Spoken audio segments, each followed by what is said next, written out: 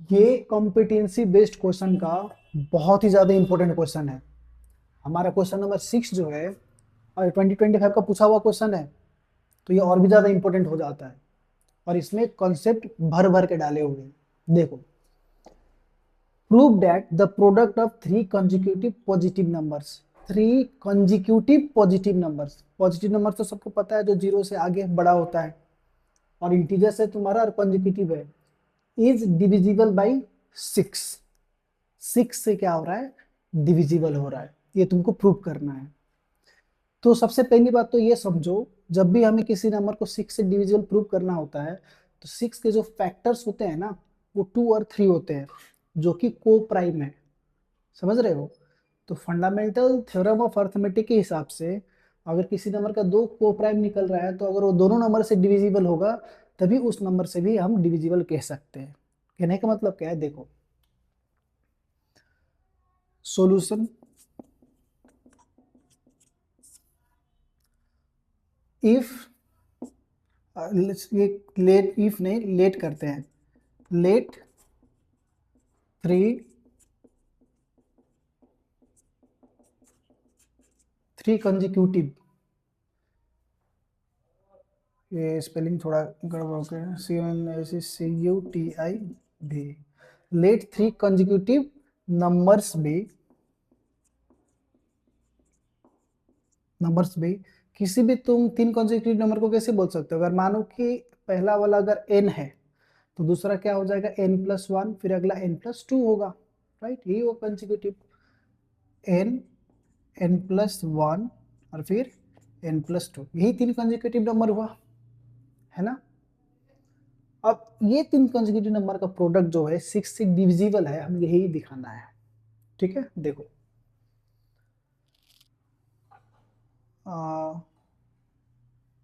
And the product m is equals to n multiply n+1 multiply n+2। मैंने इसके product को क्या बोल दिया, m बोल दिया। ठीक है, प्रोडक्ट। तो अब हमारा क्या हो जाएगा, कि 6 से अगर डिविजिबल होना है, तो we have the factors of 6 as 2 and 3। हमारे पास 6 का फैक्टर जो है 2 और 3 है। So the product must be divisible by both 2 and 3 as they are co-prime। ठीक है, इस देर को-प्राइम, तो हमारे 2 और 3 दोनों से डिवाइड होना चाहिए। अब यहाँ पे तुमको ये समझना होगा कि तुम किसी भी नंबर को अगर 2 से डिवाइड करते हो, किसी भी नंबर को, तो दो केसेस पॉसिबल हो सकते हैं। या तो रिमाइंडर 0 आएगा, मतलब कंप्लीटली 2 से डिविजिबल हो गया, या फिर रिमाइंडर 1 आएगा, है ना। उसके बाद 2 तो रिमाइंडर आ नहीं सकता, क्योंकि कंप्लीटली डिविजिबल हो जाएगा। तो अब इस चीज को तुम कैसे प्रेजेंट करोगे, देखो इधर, for a number, for a number नहीं, तुम ऐसे लिखो, व्हेन अ नंबर। ठीक है, when when a number is divided by 2, it will leave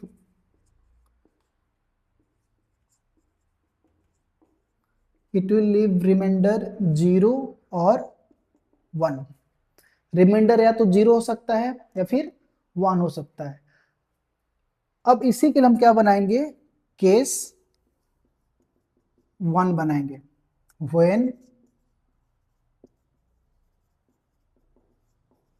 reminder is 0। जब रिमाइंडर 0 अगर होगा, तो मान लो कि तुम्हारा n जो है, तुम्हारा नंबर जो है, वो टू क्यू है, मतलब कि टू के मल्टीपल्स में है, राइट। टू क्यू इवन होता है, remainder is zero, put n is equals to two q. अब तुम n क्या पुट करोगे, टू क्यू पुट करोगे। So m is equals to, m तुम्हारा क्या हो जाएगा, टू क्यू मल्टीप्लाई, है ना, n की जगह तुमने टू क्यू पुट किया। अब तुम्हारा n क्या हो जाएगा, टू क्यू प्लस वन हो गया, और ये क्या हो गया, टू क्यू प्लस टू हो गया। अब तुमको एक पता है कि अगर तुम्हारा कोई भी एक प्रोडक्ट है, राइट, कोई भी एक प्रोडक्ट है, तो उसको तुम क्या लिख सकते हो, टू मल्टीप्लाई ये, क्योंकि टू के प्रोडक्ट में आ गया, टू मल्टीप्लाई कुछ भी है, तो टू इंटू एक्स लिख दो, क्या जाता है, कुछ ना कुछ तो आंसर आएगा ना, लेकिन टू के साथ मल्टीप्लाई हो रहा है तो टू इंटू एक्स हो गया सपोज। अब कोई भी चीज टू इंटू एक्स अगर आ रहा है, तो तुमको नहीं लगता वो चीज कंप्लीटली टू से डिविजिबल होगा, तो क्या लिखोगे, hence, hence it is divisible by two. एक तो केस ये हो गया। अब दूसरा केस अगर तुम लोगे, तो तुम्हारा क्या हो जाएगा, मैं इसको इरेज कर रहा हूं। दूसरा केस अगर तुम लोगे, तो तुम्हारा जो केस होगा वो क्या होगा, केस टू। केस टू तुम्हारा क्या होगा, व्हेन रिमाइंडर इज वन। जब रिमाइंडर वन होगा, put n is equals to two q plus one, क्योंकि टू क्यू तो कम्प्लीटली डिवाइड हो जाएगा, और वन क्या हो जाएगा, रिमाइंडर बच जाएगा, तो इसको हम क्या लिखेंगे, टू क्यू प्लस वन लिखेंगे। सो सो m इज इक्वल्स टू, तुम्हारा m क्या हो जाएगा, प्रोडक्ट अब क्या हो जाएगा, पहला number two q plus one हो गया, ये n हो गया, राइट। इसके बाद क्या था, n प्लस वन था, तो ये हो जाएगा टू क्यू प्लस वन, क्योंकि तुमने n को इतना माना है, तो पहला नंबर n, अगला नंबर n प्लस वन, फिर अगला नंबर क्या हो जाएगा, two q plus one plus two, ये रहा। तो यहां से तुम्हारा जो आंसर बनेगा वो क्या बनेगा, ये तो कुछ जैसा वैसा रहने दो, यहाँ पे अगर तुम देखोगे तो ये तुम्हारा हो जाएगा टू क्यू प्लस टू, है ना, two q plus one multiply two q plus two multiply two q plus three.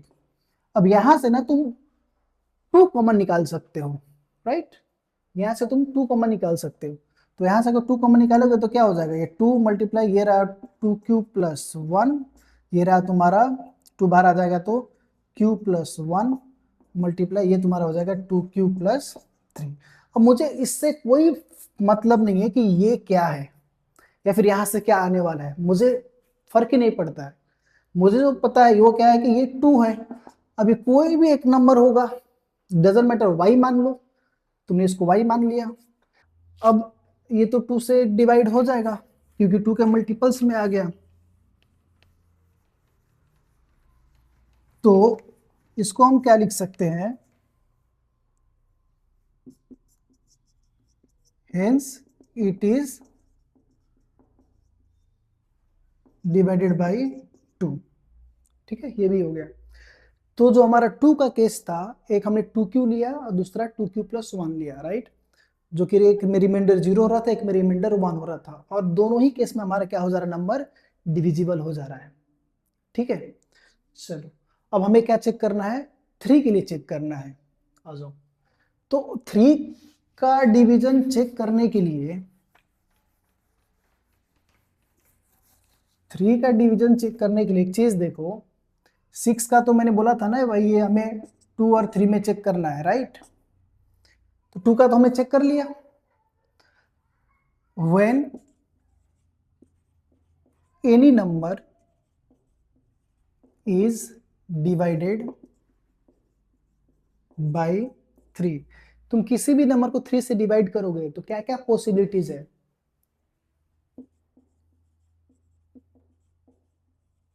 Reminders are either zero, completely three से डिवाइड हो जाएगा तो जीरो, या फिर वन या फिर टू, यही पॉसिबल है। तो हम इसके लिए भी केस 1, केस 2, केस 3 बना लेंगे और करके देखते हैं कि कोई भी नंबर कहीं से भी शुरू होगा तो क्या हो सकता है। ठीक है, देखो case 1, when remainder is equals to 0, जब रिमाइंडर हमारा 0 हो, because 0, n is equals to 3q, तो हमारा n जो होगा क्या होगा, 3q, 3 का मल्टीपल्स होगा, तभी तो 3 से डिवाइड करके हमारा रिमाइंडर 0 हो जाएगा। तो n को 3 को हो जाएगा, तो मल्टीपल्स हमारा क्या हो जाएगा, m क्या हो जाएगा, जो प्रोडक्ट हम निकाल रहे थे, पहला नंबर अगर 3q है तो दूसरा 3q प्लस 1, मतलब कि हमारा क्या था, n प्लस 1 फिर n प्लस 2, ये था ना कॉन्जिक्यूटिव नंबर्स।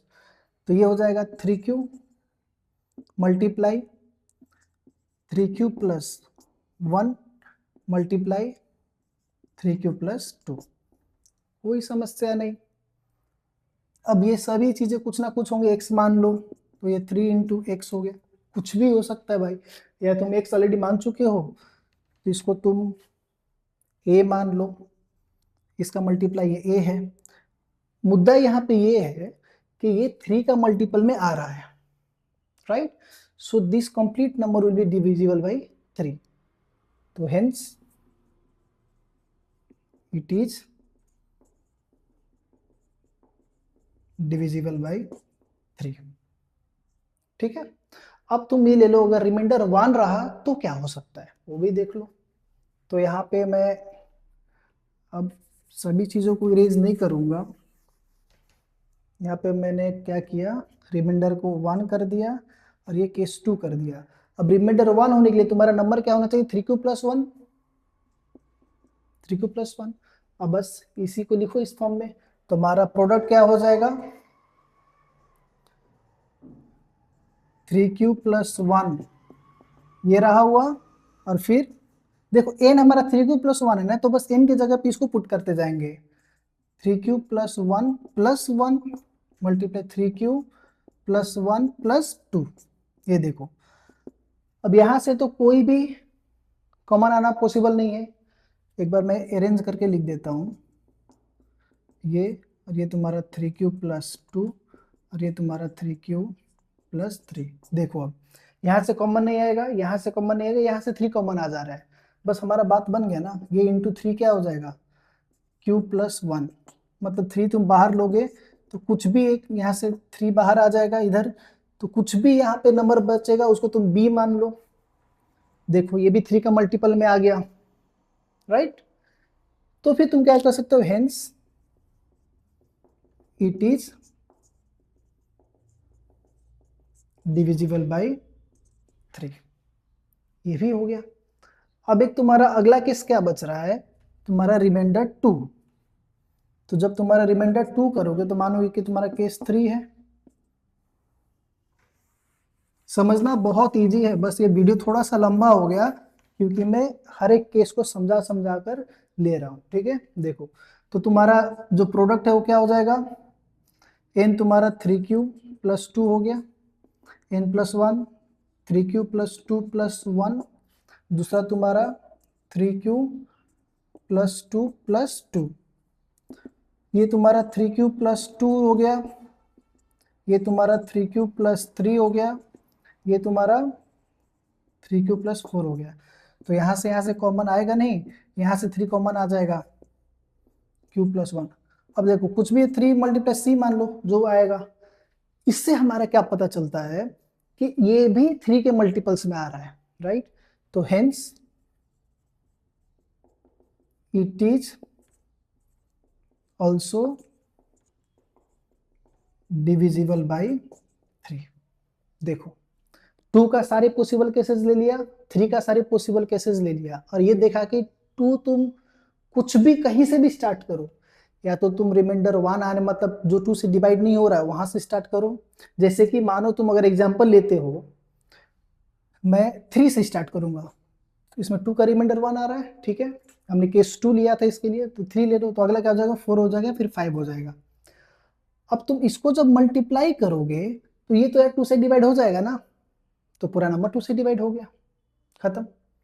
अब तुम 3 से चेक कर लो, हमने ये केस 1 ले लिया जहां पे रिमाइंडर 0 आ रहा है, 3 का जो मल्टीपल्स में है, तो ये कट जाएगा तो 3 से भी हो जाएगा।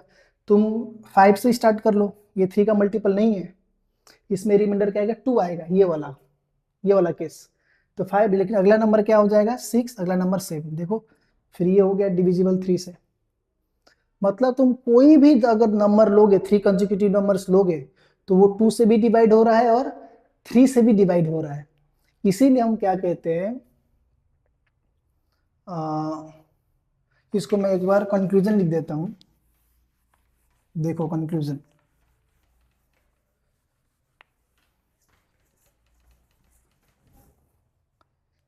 सिंस